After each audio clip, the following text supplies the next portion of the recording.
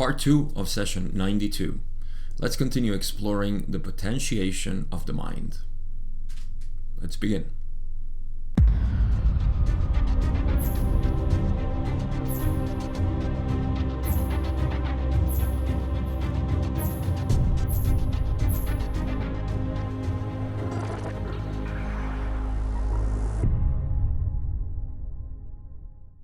In the last episode, we explored the beginnings of the potentiator of the mind, and that after the almost routinary questions on maintenance and the contact and all the other questions that begin the session at this point. And again, we just dipped our toes into the waters of the potentiator of mind.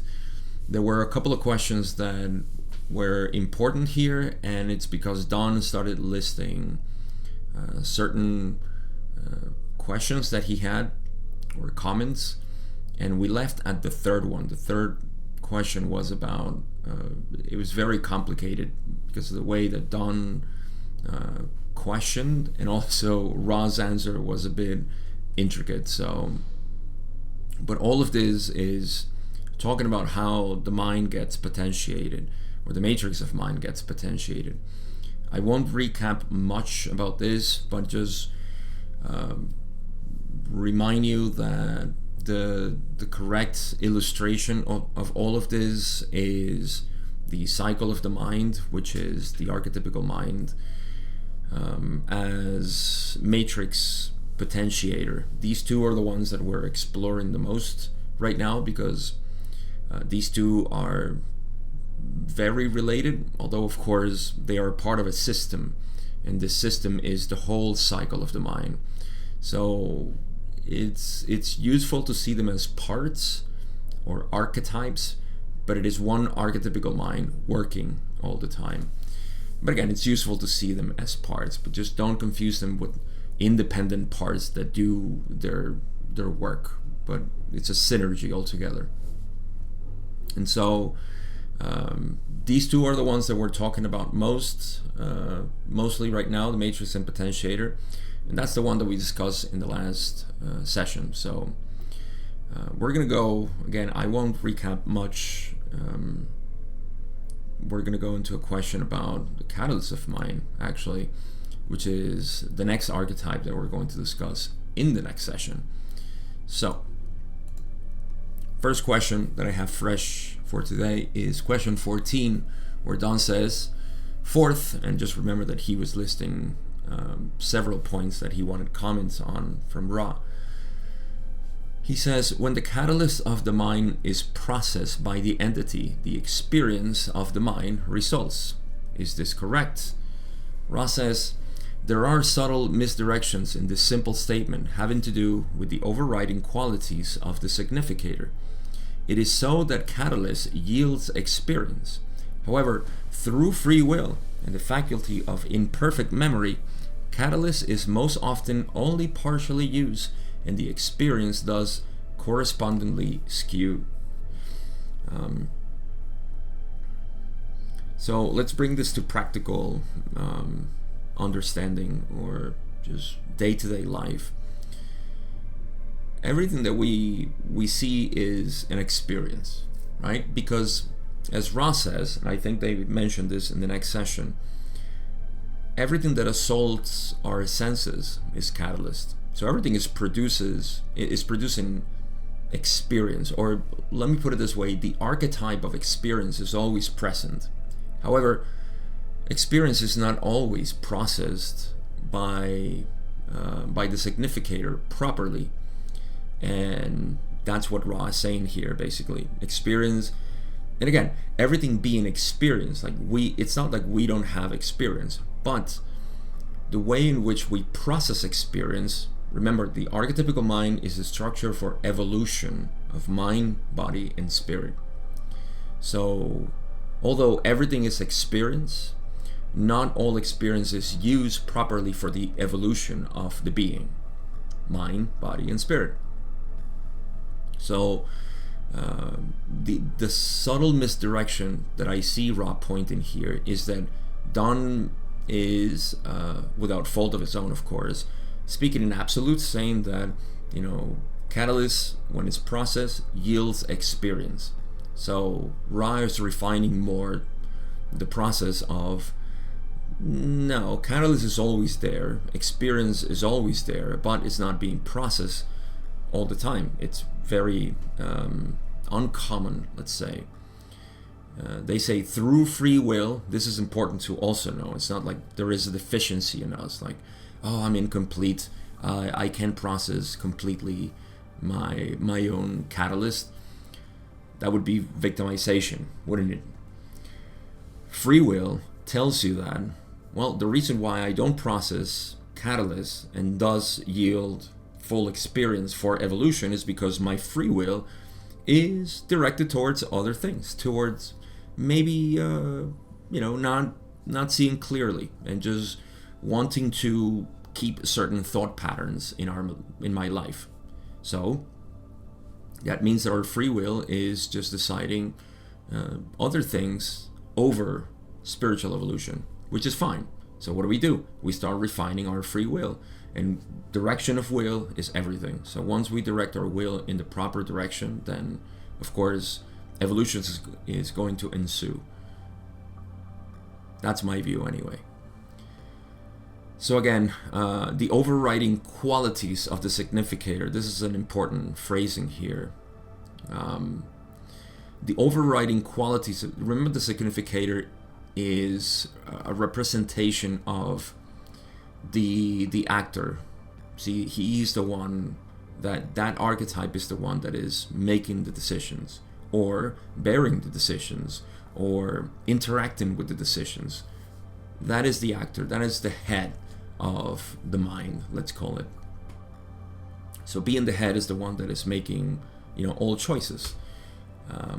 Although this is why we pair the significator with the choice, card 22, because the choice is, in essence, intelligent infinity. It's pure consciousness. But pure consciousness doesn't know itself by itself. It needs to go through the lenses of the mind. And this will be the archetypical mind. So the overriding qualities of the significator is, well, where do I want to direct my will? And by directing its will towards specific things, then it will derive experience out of those things. It's just that experience is not, let's say, that which has been potentiated for evolution. And I actually see this as repeated patterns, like a catalyst that is cyclical, that is just coming through, and then people say, oh, why am I suffering from the same thing over and over? Because you haven't been processing your catalyst. Thus, experience for evolution is not fully absorbed, or as Ra says, skewed. It is skewed. The experience is thus correspondingly skewed. So, again, just pointing out some small reflections as to how this all works. Let's see what else they talk about here. Question 15, Don says, the dynamic process between the matrix, potentiator, catalyst, and experience of the mind forms the nature of the mind, or the significator of the mind. Is this correct? Ra says, as our previous response suggests, the significator of the mind is both actor and acted upon. With this exception, the statement is largely correct. So again, I have equated the significator to the individual. See, I often make the distinction between absolute self, individual self, and ego. So the ego is what we see as identification with that which is flowing through my thoughts, my behaviors, my attitudes, my thought patterns. Identity with that, it's ego. And ego is prone to suffering. That's just what the nature of the ego is. Individuality, which is what I equate to the significator, is the constant changing self, which is you. You wake up as a sleeper, and then you drink coffee, and then you're a coffee drinker, and then you talk to your partner, and you become, a different person there, and then you drive and you become a different. You see, you're always changing, just naturally, and overall, over the whole course of your life, you're changing. So that individuality is the significator, which is going through the cycles of the mind, of the archetypical mind, constantly. And so that individuality that we see and that we appreciate, we say, oh, this is the significator. Again, that's just my view. And that's why Ra says, in the mind, the significator is both actor and acted upon, because you are the actor of your reality. And yet again, you are the one that is being acted upon, because everything that you do is for yourself. Everything that you experience is for yourself. And everything that you experience, of course, is for yourself. So, yes, with this exception, the statement is largely correct. And what was the statement? That these 4 first archetypes, which is matrix, potentiator, catalyst, and experience, are what the thing that are driving the significator to change. Remember that out of these 5 archetypes that I just mentioned, then there is transformation.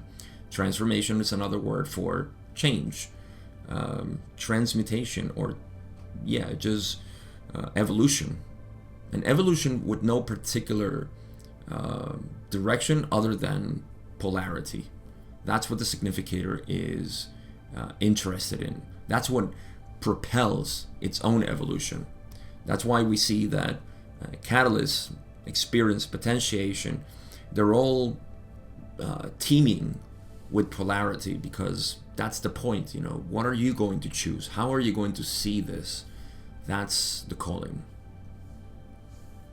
for choice. All right, we're moving swiftly today. I like this. Question 16, Don says, as the entity becomes consciously aware of this process, it programs this activity itself before the incarnation. Is this correct? Ra says, this is correct. Please keep in mind that we are discussing not the archetypical mind, which is a resource available equally to each, but unevenly used, but that to which it speaks, the incarnational experiential process of each mind-body-spirit complex.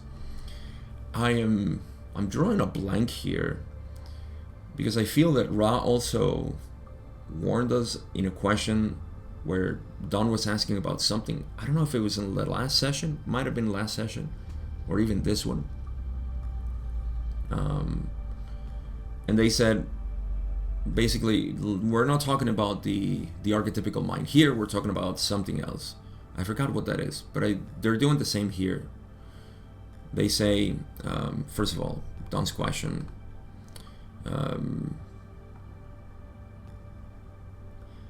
this is, remember when we talked about, I think that's what it was. Maybe it's this? Why do I feel so confused at this point? I think it was. Am I seeing into the future now? That I saw this coming? I'm pretty sure we talked about this, because it was the exact same thing. It was about the incarnational process, the programming and so on, but we couldn't, right? Maybe I read this question in the last session. I don't know. Something's going wrong with my wires right now. But the point is that Don is asking about programming of the entity, right, previous to an incarnation. And so, remember we talked about how, this is definitely something I talked about, and it's not this. In any case, let me refresh it because it's beautiful. Remember that an entity, a fully new entity, this was the random catalyst that was being thrown in. That was the question. When the entity is fashioning catalyst for itself, then that's the programming. right? We program ourselves to have a specific catalyst, whereas before, when we were new, there was just random catalyst, which is striking naturally, as it used to be when we were second density entities, until we become aware of the process of evolution. And so Don is saying here, so when we become conscious of this process is when we begin to program ourselves for incarnation. Is it correct? And then Ra says, yes, this is correct. But they say, please keep in mind that we are discussing not the archetypical mind here, which is a resource available equally to each, right? The archetypical mind is not something that is available once you become aware of the process of evolution. The archetypical mind is available for everybody. But it is true that when we become aware of this mechanism in the mind, then we're learning about spiritual evolution, aren't we? One way or another. So we're not discussing the archetypical mind, which is a resource available equally to each, but unevenly used, which is true. Unevenly used because some people are not aware of spiritual evolution and others are. So it's available for everybody, but it's not used for everybody equally. But that which it speaks, what we're talking about then, not about the archetypical mind, is the incarnational experiential process of each mind-body-spirit complex. So we're talking about the process of the experience that we have as incarnated beings. Yeah. And in this incarnational experience, what we have is, the becoming aware of the process of evolution, which is seek and become one. That is the process of evolution. Remember who you are so you can merge with everything else.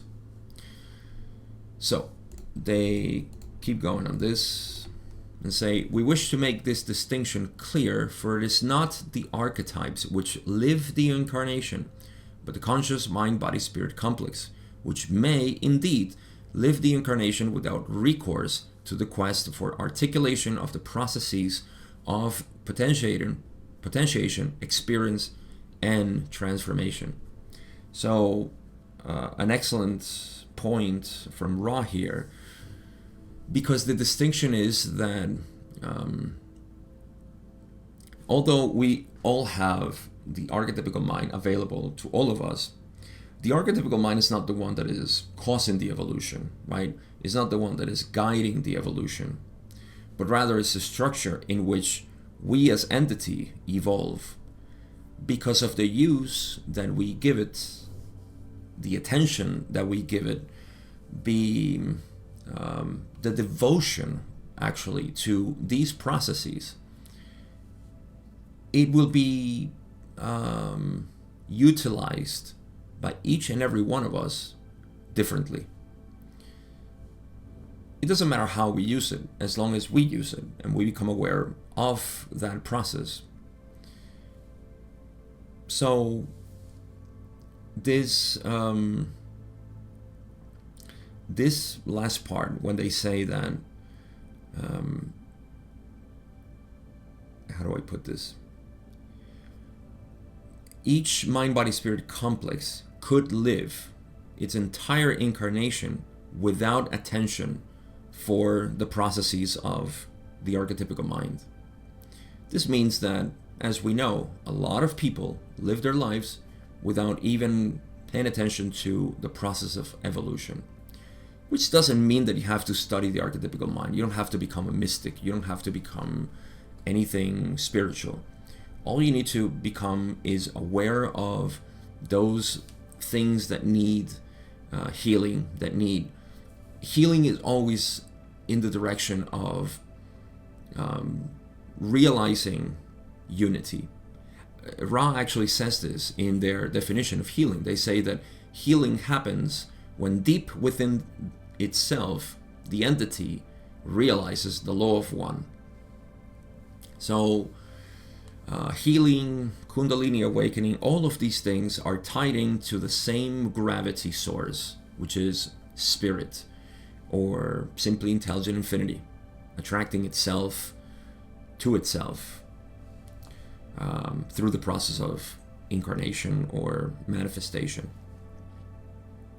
So people can become aware of these processes. For example, I'll give you an example of my father, who had he had a very conflictive relationship with his sister, and he, up until my mother's death, he was furious with her, not with my mom, with his sister, and so he didn't want to talk to her, and he had a resentment against her for probably 15, 20 years. I don't even know. No, it wasn't that long. But yeah, he always had a resentment. And I remember when my mother died, he said something happened in him. See, big catalyst. He started reflecting on all his life, and he realized within days, he said, one of the things that I need to mend up is my relationship with her, because it's wrong. And to see that in him, I just knew at that moment that something had changed. We can map this out as him realizing the catalyst at that moment, processing experience in the proper way, in the sense of the positive path, which is one of forgiveness and love and acceptance and understanding, compassion. And so he did. I'm glad that he was able to do that, and many other things before he died within the year. So you can see this, you can carry over this catalyst for decades and not process it. That's gnawing at you. That's still there. That's a tension that you don't want. But yeah, some people live their lives with resentment, and they die, wishing, nothing else but to continue that resentment. And, well, that's carryover as karma, and some alleviation needs to be done for reprogramming for the next incarnation. So it's a very important point that Ra mentions here. And, it's reality as it is. Not everybody is aware of this process of evolution, which again doesn't have to do. My father didn't study the law of one. He was just, affected by catalysts at some point, which he was so open and conscious of, love and appreciation for family and loved ones. He just lost my mom. So yeah, it's a beautiful way to see somebody evolve a particular part in their lives. Let's move on. Question 17, Don says, and I think he's finishing his list of questions here. He says, thank you.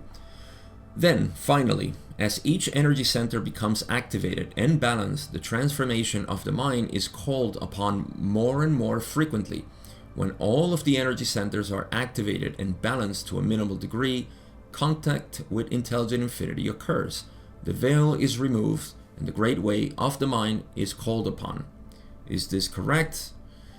Ra says no.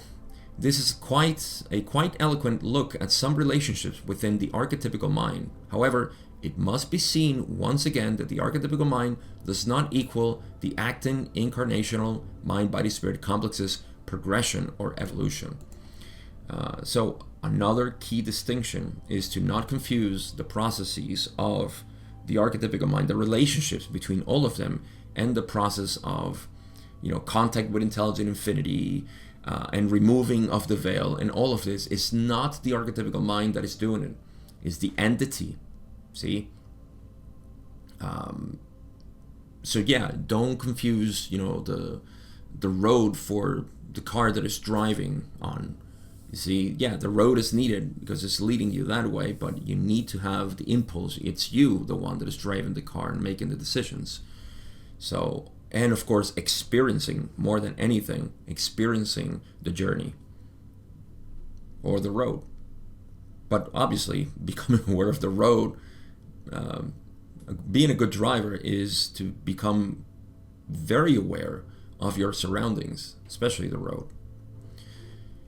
So, why did I go back to Don's question? No, this is a quite eloquent at some relationships within the archetypical mind. Yeah. However, it is not the archetypical mind that does the acting of the incarnational mind-body-spirit complex. What else did they say?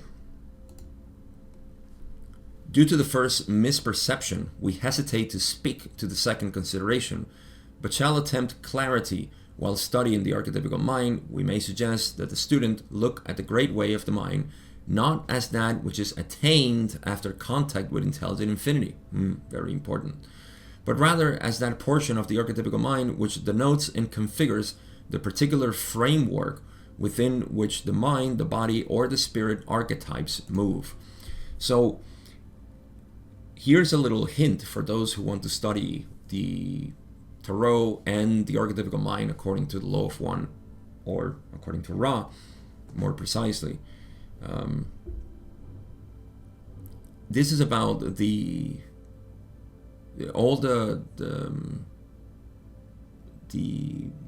great way, right? Particular framework with mind, yes. Or is the whole framework? We're talking about the whole framework of mind, body, and spirit. So let's go back to Don's question, because that's where they say we won't talk about the last part, which is that when all of the energy centers are activated and balanced, you see, all of this, this is the entity, this is the conscious being realizing, right? Touching, making contact with itself. Like, you are not an entity, and intelligent infinity is in some other dimension outside of you, or inside of you even. You know, intelligent infinity is not inside of you. Intelligent infinity is everything. See, this is not different than intelligent infinity. To put it in non-dual terms, awareness, which seems something that precedes everything, and then we see experience. Awareness is not different than experience or mind, because experience is the process of the mind. So awareness and mind, consciousness and mind, are one and the same. Mind is simply the movement of awareness. Likewise, intelligent infinity, or rather intelligent energy, is the movement, is the kinetic portion of intelligent infinity. So we see this simply as what I see. Aren't you aware of what you're seeing? Yes, if I am aware of what I'm seeing, that what that is made out of is awareness. There's nothing else. I can't call it energy. Energy is a concept. I can't call it matter. Matter is a concept. The only true thing that I can say about anything in the universe is that I know it. And I know it through my awareness. I cannot know it through somebody else's awareness. I don't even know if somebody else has awareness. That's my whole point, right? Without getting to solipsism. We all have the same awareness. We all look at it and it's the same awareness. That's unity. So we are the ones doing all this work, right? And we are perceiving it. How we do all of this, that's what the archetypical mind is. And it's kind of like, it's the, I don't want to call it structure again, but to make it more vivid, it's like the theme park. Yeah, you know, the theme park, is it water? Is it flying? Is it just roller coasters and moving things? What is the theme? The theme is this, the 21 archetypes. That's how we experience this awareness being fragmented and reconcile again. Fragmented and reconcile again. That's the whole cycle of manifestation. So, okay. They say we hesitate, didn't we? Yeah. We hesitate to speak to the second consideration, but shall attempt some clarity. While studying the archetypical mind, we may suggest that the student look at the great way of the mind, not as that which is attained after contact with intelligent infinity. Pause. Yes, great way is not achieved through contact with intelligent infinity. It is that portion of the archetypical mind which denotes and configures the particular framework within which every cycle moves, right? Mind, body, and spirit archetypes move. So yeah, great way then is the one that is governing. Like, for example, in the cycle of the mind, the great way is the whole, is the result of all the other archetypes, and it's the one that is offering the full change to the significator, let's say. It's almost like, in my example, the car is the great way, you see, and it takes up everything. It's not even the car, it's also the road. So the great way is everything, but the significator is the one that is experiencing it. So body, mind, and spirit are interrelated here. Now, let's go to the next question. We'll see how much we can cover. I'm not going to be able to finish this session today as expected. Question 18 is our next question. Don says, turning then to my analogy, or shall we say example, of the newborn infant with the undistorted matrix. This newborn infant has its subconscious veil from the matrix. The second archetype, the potentiator of mind, is going to act at some time through, I won't say through the veil, I don't think that is a very good way of stating it, but the potentiator of mind will act to create a condition, and I will use an example of the infant touching a hot object. The hot object we could take as random catalyst. The infant can either leave its hand on the hot object or rapidly remove it. My question is the potentiator of mind involved at all in this experience, and if so, how? So, pretty good example. Ross says, the potentiator of mind and body are both involved in the questing of the infant for new perspective, or experience, actually. The mind-body-spirit complex, which is an infant, has one highly developed portion which may be best studied by viewing the significators of mind and body. Let me finish reading this. You notice we did not include the spirit. That portion of a mind-body-spirit complex is not reliably developed in each and every mind-body-spirit complex. Thusly, the infant's significant self, which is the harvest of biases of all previous incarnational experiences, offers to this infant biases with which to meet new experiences. Okay, we have more, but I want to pause here. How much do we have? I have one more paragraph. I have two more paragraphs. So okay, let's recap from the beginning. So Don wants to know a little bit more how this matrix and potentiator work in raw experience. So the child touches something that is hot, and it can either leave its hand on the hot object or rapidly remove it. Let's try to fit in that example with what Ra is saying. Ra is saying that both the potentiator of the mind and the body are involved in the questing of the infant for new experience. They lift out the spirit because I don't think the spirit is fully integrated here in the infant.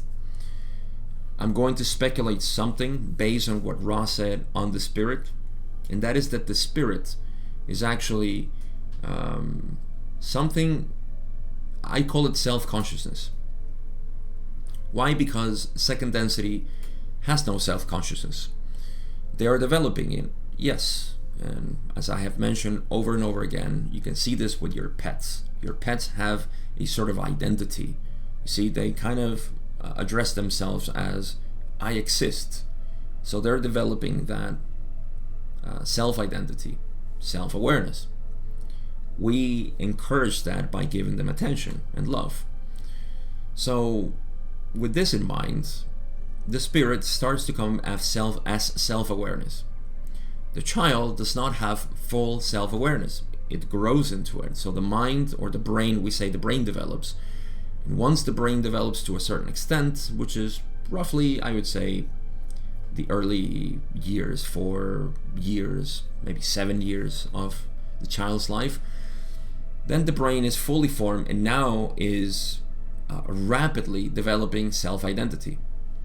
So that's why I say that the spirit, I think that the spirit is not here, but also they also say that it's not reliably developed in each and every mind-body-spirit complex. I have a further speculation there, but I'll get to that.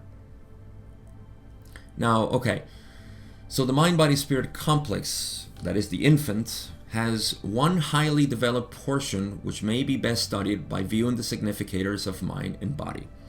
Okay, so even if this is a newly graduated second density entity into third density, right? Because we can have a baby which is a wanderer, right? And then we can have a baby which is just graduated from being a cat or a pork or whatever other pet we may have. Yes, people have porks as pets and they're very intelligent. That's why some traditions don't eat pork. They can see how it's like, we don't eat dogs. Well, some people do. But let's not get to that. The thing is that they can graduate into third density, and so are fresh third density entities. Both babies actually act pretty much the same. Big differences, yes, it's true. But at a foundational level, they're both the same. And the thing is that what acts different is the significator, because they have different significators.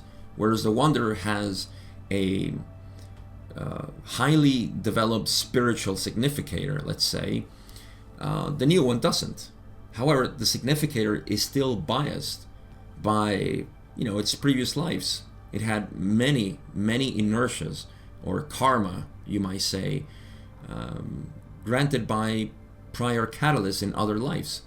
And so it acts in that way. That's what Ra is pointing out here. In the next, I don't know why I'm going back to the paragraphs, but okay. They say we do not include the spirit. I talked about that already. And I'll just finish my speculation here, yes. So my speculation here is that it's not only that the babies don't have fully developed self-consciousness, but a lot of people don't care about self-awareness as being, of course, the driver for spiritual evolution. Self-awareness. Become aware of yourself.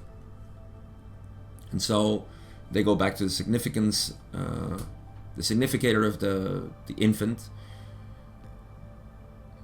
and they denote that it is the harvest of biases of all previous incarnational experiences. And this offers biases with which the infant is going to meet new experience. So in more general words, the conditioned mind from previous incarnations is going to drive basically the way in which we meet experience. All of us have different biases accumulated in our significator, the significator being that which collects everything and has a direction. It's, like I said, the individual self. That individuality is very much informed by the significator.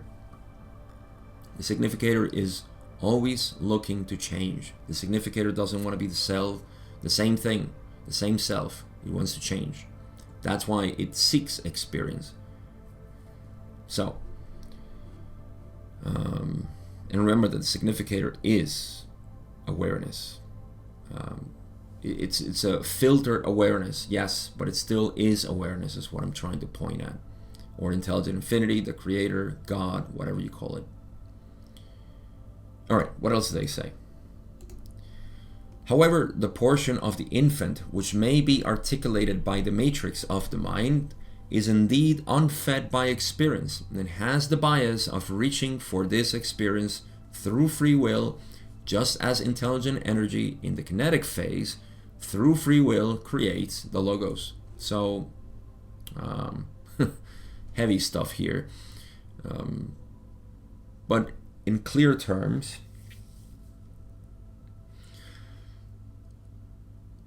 although there are biases already created in the significator of the baby or the infant, the portion of the infant, which is the matrix of the mind, basically blank, okay? You may have had 50 incarnational experiences in which all of them you touch a hot object. I'm pretty sure we all did. These things we need to relearn again. Everybody who has children, pay attention to this. If you want my advice and my view on all of this, especially dealing with children, here is where we can see our job as parents on a basic level, which I think is what gets extrapolated and deviates so much in the raising of a child. We often in spirituality say, leave your kid alone. He or she has their own intelligence. They know what they're going to do. They're more intelligent and wise than us. That is true.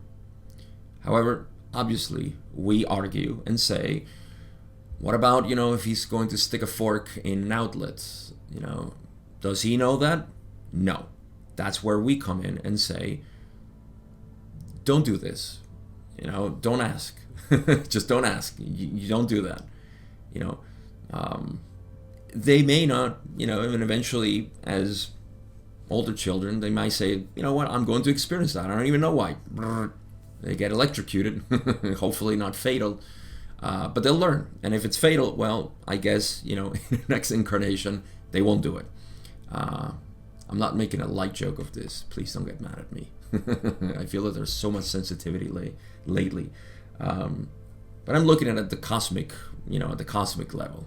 I can joke about the whole creation from the cosmic level, can I? But yeah, okay, so what do we do with children?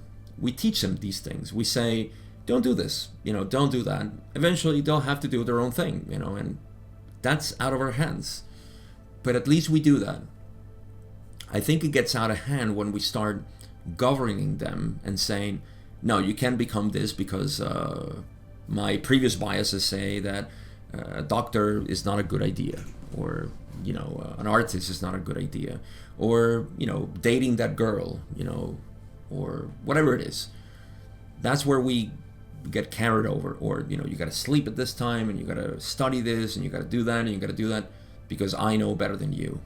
No, the fact that you know that hot objects burn you does not give you any sort of authority over their own expression and what they want to do. So those are the biases that are already there in the significator of each and every one of us. And so what we want to do as parents is promote that and say, what do you want to do? I want to do this. And the only thing you can do is provide your experience and opinions about it, depending on whatever limited knowledge you may have. That's all we can do. They will decide what to do based on their desires. So just to finalize this piece of advice, allow love to inform anything that you want to teach your child. That's the best way I can put it. Okay, so where were we? The matrix of the mind is indeed unfed by experience, right? That's the baby, doesn't know anything, or the child is unfed, it needs to grasp, and then it gets burned. And then it has the bias of reaching for this experience through free will. Yeah, it just wants to do it, and it'll do it. Just as intelligent energy in the kinetic phase, so this goes into the creation. I don't know why they tied in to this. We went from a child touching a hot object to the nature of creation. I don't know how long I want to spend refreshing this. Let's do it. Why not? This is something so beautiful that we can repicture it every time we can. So, intelligent energy in the kinetic phase through free will creates the logos. Well, what is creation? pure awareness or intelligent infinity, develops free will. Free will moves into love, and love creates light. Light is intelligent energy. That's what I would say. It's the product of free will upon love. That's light. And so free will upon love creates light love or love light, which is intelligent energy. And that intelligent energy, that light, creates the logos. That is the one, we can call it the one big logos, the one grand central sun, or we can call it sub logos or sub logos, as Ra is going to say eventually in this session, confusing the hell out of us. But yeah, speaking of sub logos, why? I think it's the innocence here, the innocence that one's experience. Tie this in with the infant. I think this is what Ra is meant. It's meaning to say here, or at least that's what my interpretation is. The innocence of the child wanting to reach for experience is the same as the innocence of free will of intelligent infinity, as intelligent energy, which is its kinetic phase, through free will creates the logos. Why would it create the logos? Because it wants experience. But all right, let's finish this question or answer with Ra. They say this sub logos then, or that portion of the mind body spirit complex which may be articulated by consideration of the potentiators of mind and body through free will, chooses to make alterations in its experiential continuum. The results of these experiments in novelty are then recorded in the portion of the mind and body articulated by the matrices thereof. There's a lot to study here, actually, because we're talking about recording of experience by the matrices, not only of mind but of body itself too. But let's go to the beginning. This sub logos then, or that portion of the mind body spirit complex which may be articulated by consideration of the potentiators of mind and body. So I think it's interesting that they call sub logos the potentiators of mind and body, right? Because they're saying that also, as the sub logos, they say, could be the portion of the mind body spirit complex which may be articulated by consideration of the potentiators of mind and body. Well, through free will, this sub logos chooses to make alterations in its experiential continuum. The results of these experiments in novelty are then recorded in the portion of the mind and body articulated by the matrices thereof. So I think this is the instinctual or even samskaras that we develop in Buddhism, samskaras or mental formations. These it's not thought patterns, but just identification with form. That's what's resulting here. These can be helpful, or then they can be problematic, but I associate this with that because that's what we record as, identifying mentally things and saying, I have a sort of reaction towards this identification of patterns. So yeah, that's what's recorded in the matrices of the body and the mind. That's not what the significator is recording, of course. That's not, it's just simply what the matrix is changing, say. So I'll give you an example of this. If I have an experience of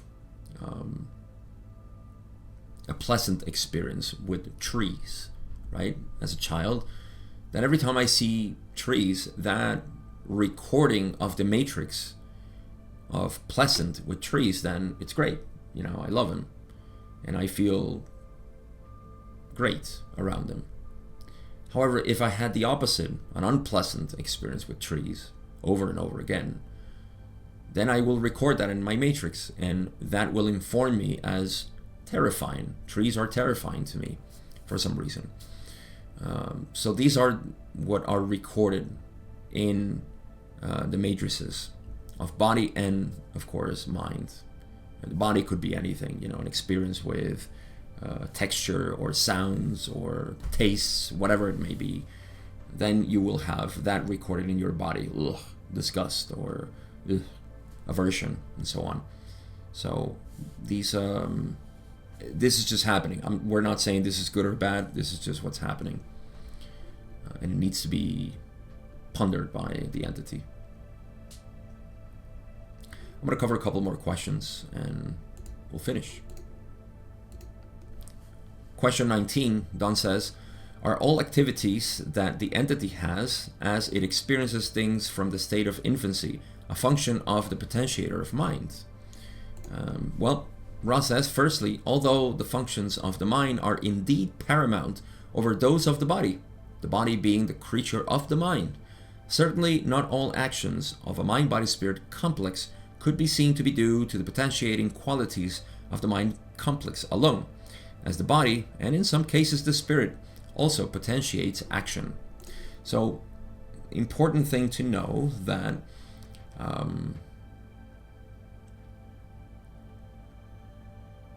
so mind is, there's a reason why we don't call it the archetypical body, right? Or the archetypical spirit. It's the archetypical mind. Because the mind, as I have said, from my point of view, is of course the one that is creating the body. It's right here in this paragraph, as Ra repeats again. It's probably the third time they say it in this material.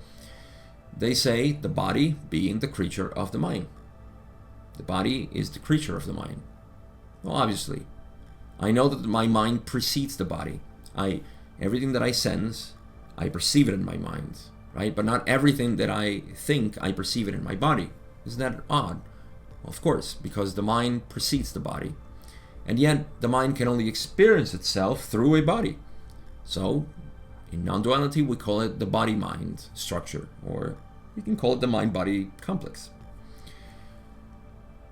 However, the spirit, of course, is also a player here, and both the spirit and the body may potentiate some action, and the spirit also.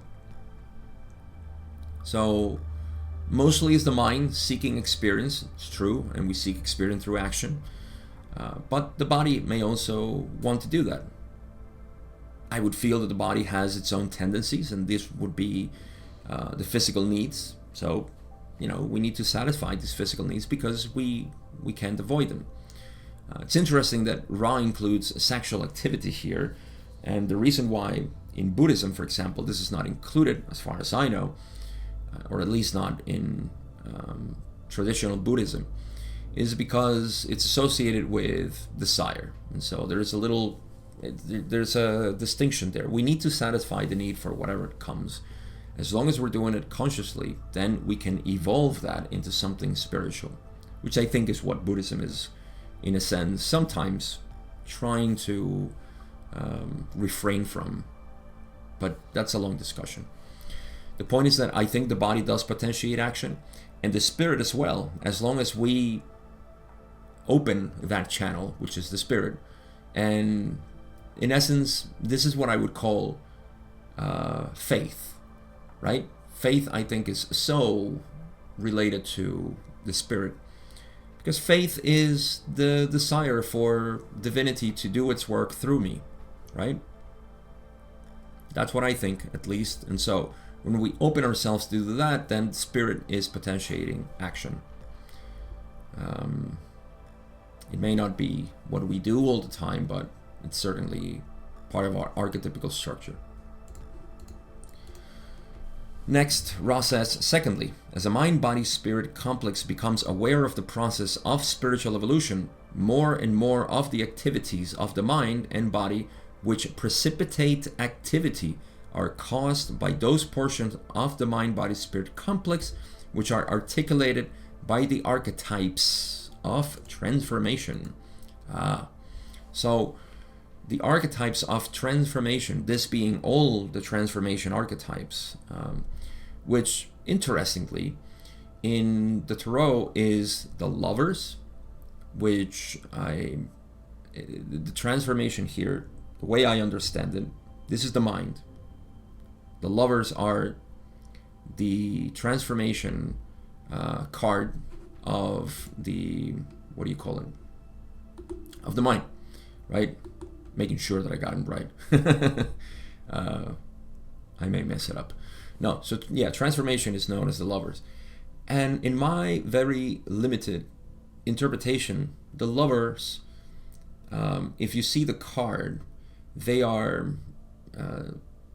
the male needs to decide which way it goes, through positive or negative. And that has to do with courting the female or prostituting it. Once again, probably unnecessary, but why not? I'm not talking about a physical, biological male here, but even women, heterosexual women, just to cover all my bases, they have this archetype, and we're talking about male and female principles within the mind. Are you going to prostitute the female side of you, which is not physical prostitution, but your mind, your female energy in your mind? Are you going to prostitute it, or are you going to court it? Are you going to have a loving relationship or a dominating relationship? I own you type of relationship, negative and positive.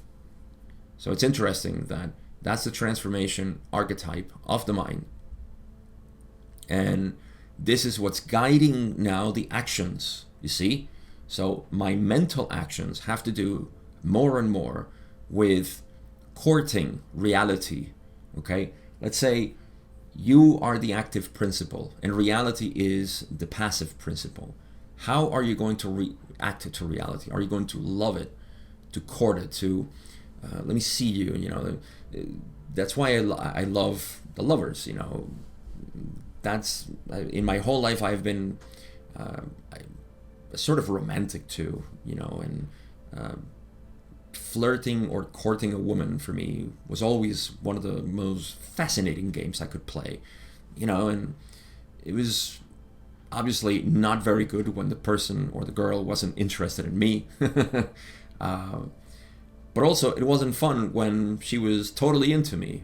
There was no game, there's no playing, so you want a little resistance, and you want to play that. You want to, you want to know that is winking, stop it, that kind of thing. It's beautiful. But how do you do it? You do it through love, and satisfying her. What do you want? How do you want to play this game? Not just saying, I'm just gonna have sex with you. That's it. That's what the negative side would do. So all right, that's a transformation of mind, but it's also the transformation of body, death. I think it's what is. I don't know. I may be wrong there, but I see a skeleton. So death of the body is transformation. Well, we can interpret that in many ways, but you're also transforming yourself in the sense constantly. Your body's constantly dying. We can even see it at that microscopic level. So how do you intend to use your body? How do you see your body? If I saw my body as just limited, and now I see it as part of the whole, and the more I move in that direction, that positive direction of becoming the universe, my body is the universe, then maybe there is a sort of death there, death and transformation. And the spirit, I think, is resurrection, or the sarcophagus, isn't it? Let me see. I think it is the sarcophagus, right, where there is some sort of resurrection there. So again, another way to talk about transformation. So all of these, in mind, body, and spirit, are guiding our actions.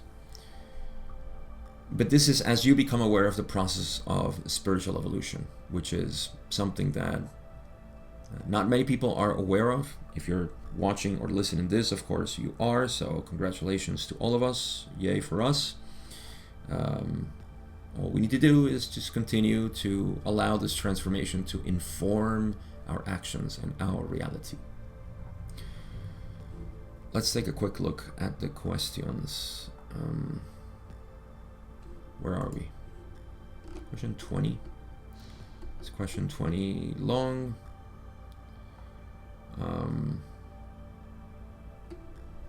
Yes, let's cover the last one and then we'll move in the next episode to studying the card. I think this is perfect. Beautiful. All right, where are you?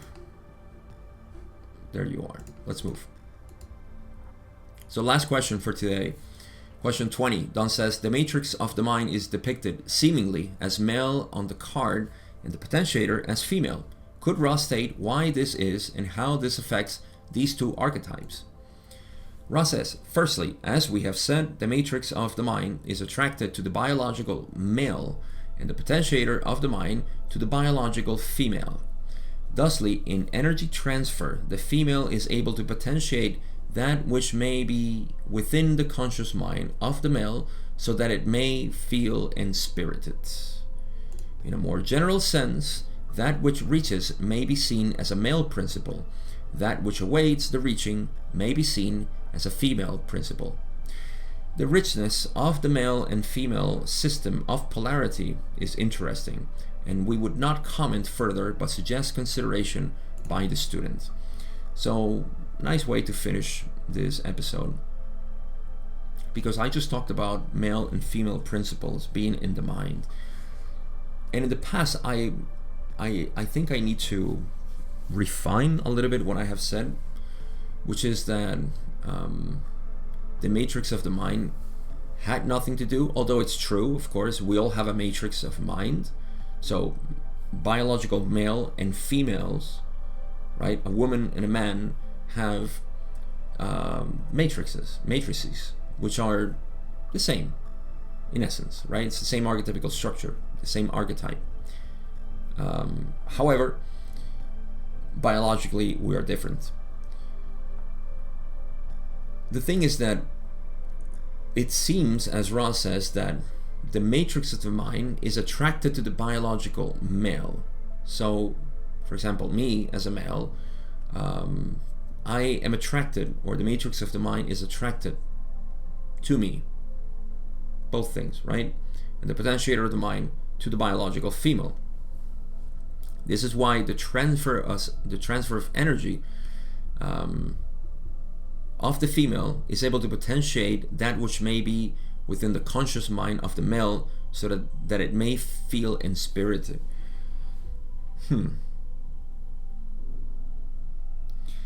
This, as Ross said at the end, I would leave for further consideration of you, because this is the controversy or dilemma that has been around for a while already because of homosexuality, right? Is it only possible then to transfer energy? Well, they're not saying sexual energy here. So you see, energy transfer can happen between female and male as a principle, not as biological. And yet it is true that the matrix of the mind is attracted to the biological male and the potentiator to the mind of the biological female.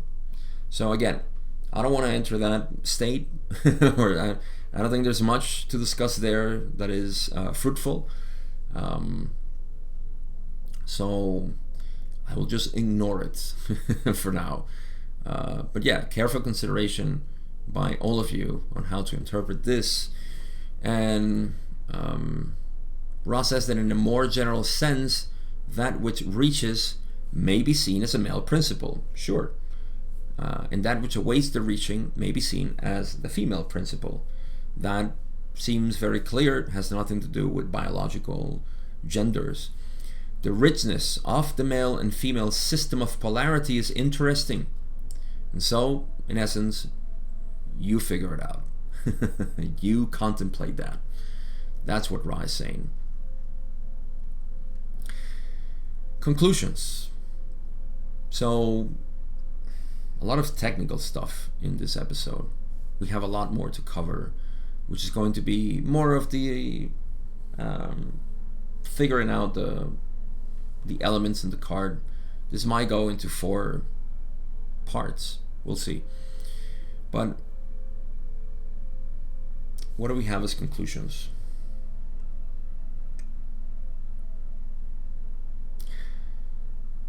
There is beauty in seeing how the matrix and the potentiator work. Speaking of male and female principles here.